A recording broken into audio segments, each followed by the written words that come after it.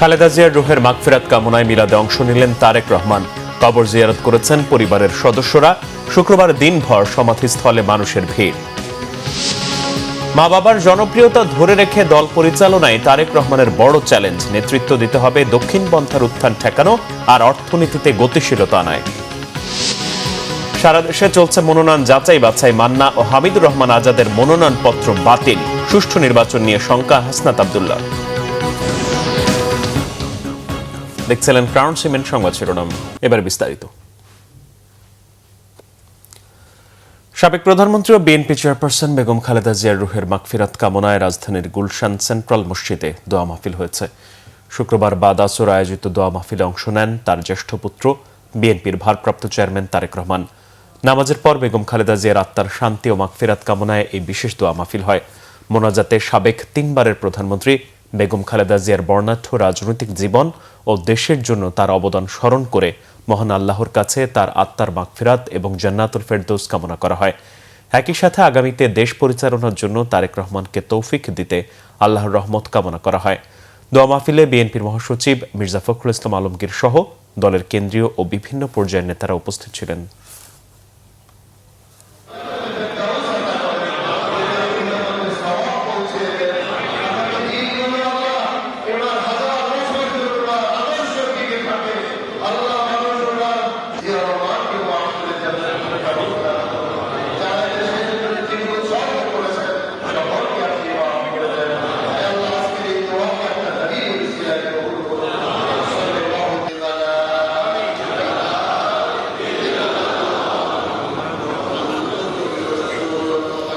শুক্রবার BNP chairperson Begum Khaleda জিয়ার কবর জিয়ারত করেছেন তার ছোট পুত্রবধূ শর্মিলা রহমান, নাতনি জাইমা রহমান সহ পরিবারের সদস্যরা। শ্রদ্ধা জানিয়েছেন 90-এর স্বৈরাচার বিরোধী আন্দোলনের সর্বদলীয় ছাত্র ঐক্য সহ তৎকালীন ডাকসুর নেতারা। এ সময় ডাকসুর সাবেক ভিপি আমানুল্লাহ রহমান বলেন, দেশের গণতান্ত্রিক সংগ্রামে আপোষহীন নেত্রী বেগম খালেদা জিয়া এদেশের ছাত্র জনতার সাহসের বাতিঘর। দিনভর শ্রদ্ধা জানাতে আসেন সর্বস্তরের মানুষও। মহিবুল্লাহ মহিবের রিপোর্টে বিস্তারিত। রাজধানীর জিয়া উদ্যানে সমাহিত বেগম খালেদা জিয়ার কবরে শ্রদ্ধা জানাতে শুক্রবার সকালে যান তার নাতনি জাইমা রহমান।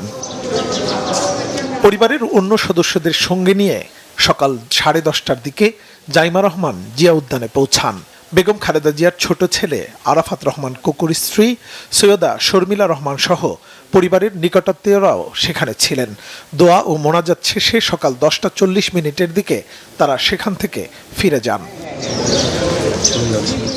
পরে বেগম জিয়ার কবরে শ্রদ্ধা জানান 90-এর স্বৈরাচার বিরোধী আন্দোলনে নেতৃত্ব দেয়া ছাত্র নেতারা।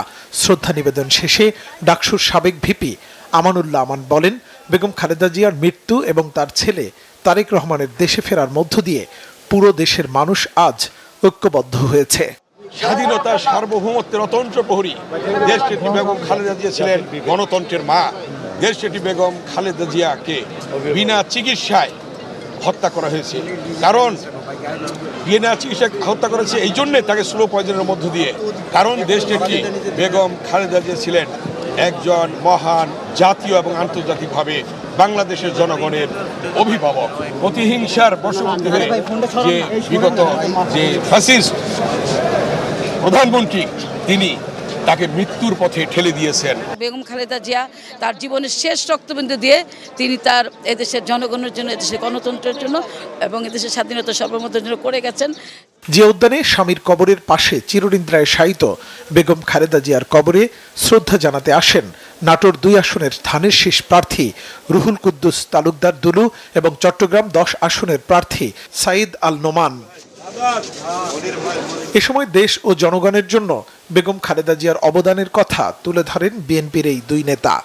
যতক্ষণ পর্যন্ত বেঁচে আছি বেগম খালেদা জিয়ার সেই দেশপ্রেমের ধারণা আদর্শ আমরা ধারণ করে জীবনের শেষ দিন পর্যন্ত এটা কার্যকর করার জন্য আমরা চেষ্টা চালিয়ে যাব। জাতীয়তাবাদী দলের ভারপ্রাপ্ত চেয়ারম্যান উনিও আজকে এই দলের দায়িত্ব নিয়েছেন। উনি ইনশাল্লাহ শহীদ প্রেসিডেন্ট জিয়াউর রহমান বেগম খালেদা জিয়ার এই আদর্শকে ধারণ করে আগামী দিনে দেশ পরিচালনার জন্য দায়িত্ব পালন করবে বলে আমরা বিশ্বাস করি। প্রায় 11 মাস আগে আমার বাবা আব্দুল্লাহ আল নোমানের সাথে আমি দোয়া চাইতে গিয়েছিলাম। তিনি বলেছিলেন যে প্রতিষ্ঠান গড়বে, প্রতিষ্ঠানের মাধ্যমে মানুষের জন্য ভালো ভালো কাজ করবে, সেটাই রয়ে যাবে, বাদবাকি সব শেষ হয়ে যাবে, নিঃশেষ হয়ে যাব আমরা। স্বদেশ প্রত্যাবর্তন দিবস থেকে শুরু করে দেশনেত্রী বেগম খালেদা জিয়ার যে জানাজা, আপনি দেখেছেন কিভাবে বাংলাদেশ ঐক্যবদ্ধ। এছাড়াও সাবেক 3 বারের প্রধানমন্ত্রীর কবরে শ্রদ্ধা জানাতে আসে বিভিন্ন সামাজিক, রাজনৈতিক ও সাংস্কৃতিক সংগঠনের পাশাপাশি সর্বস্তরের মানুষ। মুহিবুল্লাহ মুহিব, বাংলা ভিশন, ঢাকা। বেগম খালেদা জিয়ার সমাধি প্রাঙ্গণে উপচে পড়া ভিড় ছিল শুক্রবার দিনভর। কবর জিয়ারত করে বিএনপি নেতারা বলেছেন, দল মতের ঊর্ধ্বে উঠে গোটা দেশবাসীর অভিভাবক ছিলেন বেগম খালেদা জিয়া। এজন্য জানাজাতেই শুধু নয়, কবর জিয়ারত করতেও সারা দেশ থেকে মানুষ আসছেন জিয়া উদ্যানে। মিরাজ হোসেন গাজী রিপোর্ট। রাজধানীর শেরেবাংলা নগরের জিয়া উদ্যানে এই জনস্রোত রাজনৈতিক কর্মসূচিতে অংশ নিতে নয়, একজন রাজনৈতিক নেতা বেগম খালেদা জিয়ার প্রতি ভালোবাসা ও শ্রদ্ধা জানাতে সারা দেশ থেকে আসছেন বিভিন্ন বয়সী মানুষ। সাধারণ মানুষের পাশাপাশি বিএনপির বিভিন্ন সহযোগী সংগঠনের নেতাকর্মীরাও আসছেন শ্রদ্ধা জানাতে। প্রয়াত রাষ্ট্রপতি জিয়াউর রহমান ও সাবেক প্রধানমন্ত্রী বেগম খালেদা জিয়ার কবরে শ্রদ্ধা জানাতে বিকালে আসেন জাতীয়তাবাদী মুক্তিযোদ্ধা দল ও জাতীয়তাবাদী মুক্তিযুদ্ধের প্রজন্ম দলের নেতারা।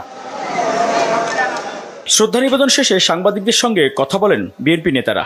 জাতীয়তাবাদী মুক্তিযুদ্ধের প্রজন্ম দলের আহ্বায়ক ও ঢাকা 6 আসনের ধানের শীষ প্রতীকের প্রার্থী ইঞ্জিনিয়ার ইশরাক হোসেন বলেন, শহীদ জিয়া ও বেগম খালেদা জিয়ার আদর্শ ধারণ করে তারেক রহমানের নেতৃত্বেই শান্তির বাংলাদেশ গড়বেন তারা। আমি মনে করি শুধু আমি না, আমার মতো কোটি যুবককে তিনি অনুপ্রাণিত করেছেন। উনি বাংলাদেশ প্রশ্নে কোনোদিনও আপোষ করেন নাই, একটি সেকেন্ডের জন্য তিনি আপোষ করেন নাই। বাংলাদেশের স্বাধীনতা, সার্বভৌমত্ব এবং বাংলাদেশ রাষ্ট্রের ভৌগোলিক অখণ্ডতা এবং আমাদের যে ইন্ডিপেন্ডেন্স এবং আমাদের ডেমোক্রেসি, এই যে 4-5টা মৌলিক বিষয়, এই বিষয়গুলাই আমাদেরকে অনুপ্রাণিত করবে আগামী দিনে বাংলাদেশের পক্ষে, বাংলাদেশকে এগিয়ে নিয়ে যাওয়ার জন্য এবং বাংলাদেশকে একটা উন্নত রাষ্ট্র হিসেবে, এই সাবকন্টিনেন্টের সবচাইতে শক্তিশালী রাষ্ট্র হিসেবে একদিন আমরা বাংলাদেশকে দেখতে চাই। শ্রদ্ধা জানাতে আসেন বিএনপির বিভিন্ন পর্যায়ের নেতারাও। সাধারণ মানুষের ব্যাপক উপস্থিতি বেগম খালেদা জিয়া ও বিএনপির রাজনীতির প্রতি ভালোবাসার প্রমাণ বলে মনে করেন তারা। যিনি সবচেয়ে বেশি নির্যাতিত, যে জিয়া পরিবার বাংলাদেশে সবচেয়ে বেশি অত্যাচারিত, গোটা রাষ্ট্রযন্ত্রকে ব্যবহার করে যাদেরকে নিঃশেষ করে দেওয়ার প্রচেষ্টা হয়েছিল, সে জিয়া পরিবারের কর্ণধার এবং বিএনপির মতো এত বড় একটা বৃহৎ দলের নেত্রী, 3 বারের প্রধানমন্ত্রী, তিনি কিন্তু তার শরীরে, তার মনে দগদগে ঘা থাকা সত্ত্বেও ঠিক 5ই আগস্টের পর 7ই আগস্টে জাতির উদ্দেশ্যে বলেছেন, কোনো প্রতিহিংসা নয়, কোনো প্রতিশোধ নয়, কোনো জিঘাংসা নয়, আসুন এই তরুণদের পাশে আমরা দাঁড়াই ভালোবাসা, শান্তি এবং মর্যাদার বাণী নিয়ে। আমরা এই দেশকে কোনো ক্রমেই সংঘাতপূর্ণ এবং অশান্ত হতে দেব না। খালেদা জিয়ার প্রতি মানুষের ভালোবাসা তার দীর্ঘ রাজনৈতিক সংগ্রাম আর ত্যাগ তিতিক্ষার প্রতিদান বলেই মনে করছেন সাধারণ মানুষ। মিরাজ হোসেন গাজী, বাংলা ভিশন, ঢাকা। শহীদ রাষ্ট্রপতি জিয়াউর রহমান এবং বেগম খালেদা জিয়ার জনপ্রিয়তা ধরে রেখে দেশ পরিচালনায় বিএনপিকে নেতৃত্ব দেয়াই এখন তারেক রহমানের বড় চ্যালেঞ্জ বলছেন রাজনৈতিক বিশ্লেষকরা। তাদের মতে রাজনৈতিক শূন্যতা পূরণ করে দেশকে গণতন্ত্রের পথে পরিচালিত করা, দক্ষিণ পন্থার উত্থান ঠেকানো এবং অর্থনৈতিক গতিশীলতা আনায় নেতৃত্বের দায়িত্ব এখন তারেক রহমানের। আহমেদ সরোয়ারের রিপোর্ট। বিএনপির প্রতিষ্ঠাতা শহীদ রাষ্ট্রপতি জিয়াউর রহমানের জানাজা এবং বিএনপি চেয়ারপারসন বেগম খালেদা জিয়ার জানাজা জানান দিচ্ছে বাংলাদেশের রাজনীতিতে এই দুই রাজনীতিকের জনপ্রিয়তা। বেগম খালেদা জিয়া তার আপোষহীন নেতৃত্ব এবং ফ্যাসিস্ট আমলে প্রতিহিংসার শিকার হয়ে যে জনপ্রিয়তা অর্জন করেছেন, তার অনুপস্থিতিতে দলের ভারপ্রাপ্ত চেয়ারম্যান তারেক রহমানের সেই হাল এগিয়ে নেওয়া নিয়েই এখন আলোচনা। ওনার এখন যে সুযোগটা এসছে, উনি জিয়াউর রহমানের নাম, শহীদ জিয়ার নাম উজ্জ্বল করতে পারেন, বেগম খালেদা জিয়ার যে সমস্ত কীর্তি এগুলিকে আরও উনি আপনার প্রসারিত করতে পারেন, সেগুলিকে আরও উনি শানিত করতে পারেন। চ্যালেঞ্জ হলো তার দলকে নিয়ন্ত্রিত রাখা। দলের সামান্য ডেভিয়েশন কারো যদি দেখেন, তাৎক্ষণিকভাবে ব্যবস্থা নিতে হবে এবং সেই ব্যবস্থাটা ওনাকে শুনে নিচ্ছেন এইটা হলেই হবে না, জনগণকে বুঝতে হবে উনি এটা আসলে আপনার মেন করছেন এবং এটা যেন সাস্টেনেবল হয়। দলীয় মোহ, ওনার আপনার আঞ্চলিক মোহ এগুলো ঊর্ধ্বে উঠতে পারেন। উনি কিন্তু একটা বাংলাদেশের জন্য একটা মাইল ফলক তিনি হবেন এবং ওনার আশেপাশে a man is known by his associates, ওনার আশেপাশে কারা এটাকে ওনাকে অনেক সতর্ক থাকতে হবে। আমরা কিন্তু একটা বড় রাজনৈতিক শূন্যতার মধ্যে পড়ে গেছি, কারণ দীর্ঘদিন একটা কর্তৃত্ববাদী শাসকের অধীনে থেকে গণতন্ত্র আসলেই নির্বাসিত হয়ে গেছে এবং গণতন্ত্রের প্রতিষ্ঠানগুলো ধ্বংস হয়ে গেছে। ওনার দল আর আমাদের রাজনৈতিক মতপার্থক্য আছে, কিন্তু গণতন্ত্রের পথে যাত্রা, নির্বাচনী যথাযথ সময় হওয়া, মুক্তিযুদ্ধকে সমন্বিত রাখা, উগ্র দক্ষিণপন্থীকে প্রতিহত করা, এই ধরনের কতকগুলো ঐক্যের জায়গা যদি আমরা ঠিক রাখতে পারি যার যার জায়গা অবস্থান করে, তাহলে আগামী দিনে গণতন্ত্রের যাত্রা আমি করতে পারবো এবং উনি একটি বড় দলের প্রধান হিসাবে এই দায়িত্ব যদি যথাযথভাবে পালন করতে পারেন তাহলে বোধহয় ইতিবাচক ভূমিকায় আমরা দেখতে পাবো। গত ১.৫ দশকের নির্বাচনের পর দেশে ফিরে যে জনপ্রিয়তার ছোঁয়া দেখেছেন তারেক রহমান, বিশ্লেষকরা মনে করেন সেটিকে তিনি দায়িত্ব মনে করলে তা হবে তার জন্য রাজনৈতিক আশীর্বাদ। একটা দায়িত্ব যে বেড়ে গেল এই বিবেচনা যদি উনি করেন তাহলে আমার ধারণা আগামীতে কিছুটা হলেও ইতিবাচক ভূমিকা পালন করতে পারবেন। কিন্তু মনে রাখতে হবে যে দলটা যে শ্রেণীর দল, যে দলের মধ্যে এখনও লুটেরা গোষ্ঠী আছে, যে দলে এখনও চাঁদাবাজ সহ বিভিন্ন এই ধরনের স্বার্থান্বেষী মহল আছে, তারা কিন্তু অলওয়েজ পিছু টেনে ধরতে চাইবেন। যতটুকু ইতিবাচক ধারা আমরা দেখছি, আমি দেখছি বলতে ওনার শুধু বলছি না, ওই দলেরও দেখছি, এবং আগামী দিনে অন্ততপক্ষে গণতন্ত্রের পথযাত্রায় ব্যক্তি গোষ্ঠী স্বার্থ রক্ষা করবে না, তাহলে ওই দলের রাজনীতির উপরে দাঁড়িয়ে যতটুকু সম্ভব গণতন্ত্রের পথে চলার ক্ষেত্রে কিছুটা ইতিবাচক ভূমিকা রাখবে। এখন যে পাবলিক সেন্টিমেন্ট, মানুষের যাওয়ার কোনো আসলে জায়গা নেই, আস্থার কোনো জায়গা নেই, টেস্টের আর কোনো এই মুহূর্তে কোনো দল নেই। আওয়ামী লীগ নিয়ে আমরা যতই এখন বলি, আওয়ামী লীগ আগামী অন্তত আপনার ১ দশকের মধ্যে আমরা কোনো সম্ভাবনাই দেখি না যে তারা মোটামুটি একটু ঘুরে দাঁড়াতে পারবে। উনি ওই দিন একটা কথা বলেছেন যে আপনার প্রত্যেকে যার যার জায়গা থেকে ওনাকে কিন্তু সাহায্য করতে মুখিয়ে আছে এবং সেই সাহায্য নিতে যদি না পারে এটা ওনার ব্যর্থতা, নিতে পারলে ওনার সফলতা, এবং আমরা আশা করি, প্রার্থনা করি তিনি সফল হবেন। দেশের জন্যই দরকার, ওনার দলের জন্য দরকার। শহীদ রাষ্ট্রপতি জিয়াউর রহমান এবং বেগম খালেদা জিয়ার রাজনৈতিক উত্তরাধিকার তারেক রহমানের নেতৃত্বে বিএনপি কতটা ধরে রাখতে পারে সেটাই এখন দেখার বিষয়। আহমেদ সরওয়ার, বাংলা ভিশন, ঢাকা। ত্রয়োদশ জাতীয় সংসদ নির্বাচন ঘিরে দেশের বিভিন্ন জায়গায় চলছে মনোনয়নপত্র যাচাই বাছাই। শুক্রবার বাদ পড়েছেন জামাতের সহকারী সেক্রেটারি জেনারেল হামিদুর রহমান আজাদ ও মাহমুদুর রহমান মান্না সহ বেশ কয়েকজন হেভিওয়েট নেতার মনোনয়নপত্র। বিভিন্ন জেলা থেকে প্রতিনিধিদের পাঠানো তথ্য ছবিতে নাজমুল নিশানের ডেস্ক রিপোর্ট। আসন্ন ত্রয়োদশ নির্বাচন উপলক্ষে মনোনয়ন যাচাই বাছাই করা হয়েছে বগুড়া ২ আসনে। তথ্যের অমিল থাকায় মনোনয়ন বাতিল হয়েছে নাগরিক ঐক্যের সভাপতি ও বিএনপির জোটের প্রার্থী মাহমুদুর রহমান মান্নার। এ নিয়ে জেলা রিটার্নিং অফিসারের সঙ্গে মান্নার পক্ষে যুক্তি তুলে ধরেন তার আইনজীবীরা। কক্সবাজার ২ আসনে মনোনয়নপত্র বাতিল হয়েছে জামায়াতের সহকারী সেক্রেটারি জেনারেল হামিদুর রহমান আজাদের। বিকেলে জেলা প্রশাসকের কার্যালয়ে মনোনয়ন বাতিল ঘোষণা করেন জেলা প্রশাসক ও জেলা রিটার্নিং কর্মকর্তা আব্দুল মান্নান। তিনি জানান, যুদ্ধ অপরাধ ট্রাইব্যুনাল আদালত অবমাননার অভিযোগে একটি মামলায় অভিযুক্ত হামিদুর রহমান আজাদ। মনোনয়নপত্র যাচাই বাছাই হয়েছে রংপুর ৩ আসনে। আসনটিতে জাতীয় পার্টির চেয়ারম্যান জিএম কাদের, স্বতন্ত্র প্রার্থী আনোয়ারা ইসলাম রানী সহ ৭ জনের মনোনয়নপত্র বৈধ ঘোষণা করেছেন রিটার্নিং কর্মকর্তারা। সকালে জেলা প্রশাসক সম্মেলন কক্ষে এতে উপস্থিত ছিলেন জেলা প্রশাসক মোহাম্মদ এনামুল আহসান। অন্যদিকে কুমিল্লা ৪ আসন থেকে জাতীয় নাগরিক পার্টির দক্ষিণ অঞ্চলের মুখ্য সমন্বয়ক হাসনাত আব্দুল্লাহর মনোনয়ন বৈধ ঘোষণা করেছে জেলা প্রশাসক ও জেলা রিটার্নিং অফিসার মোহাম্মদ রেজা হাসান। এ সময় হাসনাত আব্দুল্লাহ নিরপেক্ষ নির্বাচন নিয়ে সংশয় প্রকাশ করেন। তো প্রশাসন আমাদের কাছে মনে হয় একটা বিএনপির দিকে ঝুঁকে গিয়েছে। সহজ কথা, প্রশাসনের যে দ্বিচারিতামূলক আচরণ সেটি নিরপেক্ষ, সুষ্ঠু, অংশগ্রহণমূলক নির্বাচন কতটা হতে পারে সেটি নিয়ে আসলে আমরা শঙ্কা প্রকাশ করছি। ব্রাহ্মণবাড়িয়ার প্রথম ধাপে বাছাই শেষে ৩টি আসনে ৩৬ প্রার্থীর মধ্যে ৬ স্বতন্ত্র প্রার্থীর মনোনয়ন বাতিল করা হয়েছে। বাতিল হওয়া প্রার্থীরা হলেন ব্রাহ্মণবাড়িয়া ১ আসনের নজরুল ইসলাম ও হাবিবুর রহমান এবং ব্রাহ্মণবাড়িয়া ৩ আসনের আরিফুর রহমান, নুরে আলম সিদ্দিকী, ওমর ইউসুফ খান ও কাজী জাহাঙ্গীর। এছাড়া মুন্সিগঞ্জ ৩ সংসদীয় আসনের স্বতন্ত্র প্রার্থী জেলা বিএনপির সদস্য সচিব মোহাম্মদ মহিউদ্দিন সহ 4 প্রার্থীর মনোনয়ন বাতিল করা হয়েছে। সকালে জেলা রিটার্নিং কর্মকর্তার কার্যালয়ে মনোনয়নপত্র যাচাই বাছাই শেষে জেলা রিটার্নিং কর্মকর্তা ও জেলা প্রশাসক সৈয়দা নূর মহল আশরাফি এই ঘোষণা দেন। এছাড়া মনোনয়নপত্র বাতিল করা হয়েছে কমিউনিস্ট পার্টির সোহামা কামাল, লেবার পার্টির আনিস মোল্লা, খেলাফত মজলিসের নূর হোসেন নুরানিরও। নাজমুল নিশান, বাংলা ভিশন, নিউজ ডেস্ক।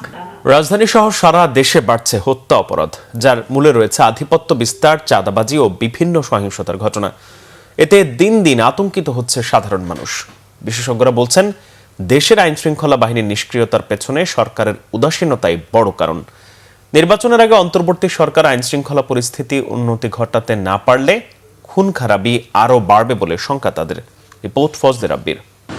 ইনকিলাব মঞ্চের মুখপাত্র শরীফ ওসমান হাদিকে রাজধানীর বিজয়নগর এলাকায় অতর্কিত মাথায় গুলি করে পালিয়ে যায় অপরাধীরা। হামলার সপ্তাহখানিক পর তার মৃত্যুর সংবাদ ছড়িয়ে পড়লে রাজধানী সহ সারা দেশে সহিংসতায় মেতে ওঠে দুর্বৃত্তরা।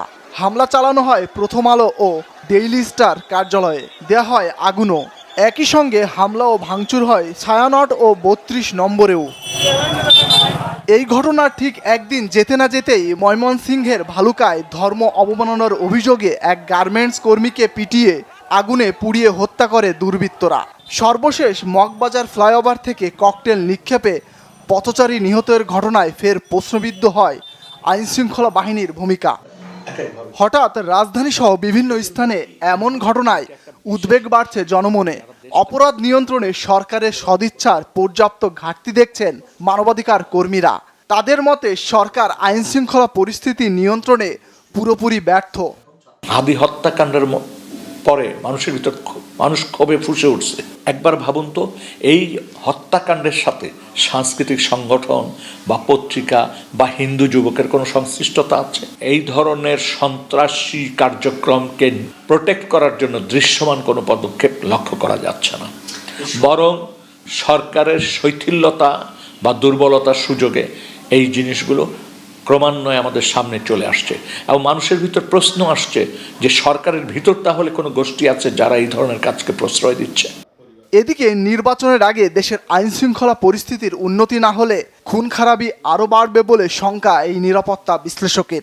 আশঙ্কার যেটা আমরা করছিলাম যে টার্গেটেড কিলিং, সেই টার্গেটেড কিলিংকে আমি যদি মাথায় রেখে আমার যে গোয়েন্দা তৎপরতা যেগুলো ছিল সেটাকে যদি বাড়িয়ে দিতাম তাহলে এই কাজটা কিন্তু হতো না। পরিষ্কার ধারণা পাওয়া যায় যে আপনি গোয়েন্দাদের আইদার সক্ষমতা বৃদ্ধি করেন নাই, অথবা গোয়েন্দাদের উপরে আপনার আস্থার অভাব রয়েছে, অথবা গোয়েন্দাকে আপনি সেইভাবে ডাইরেক্ট করতে পারেন নাই, ব্যবহার করতে পারেন নাই।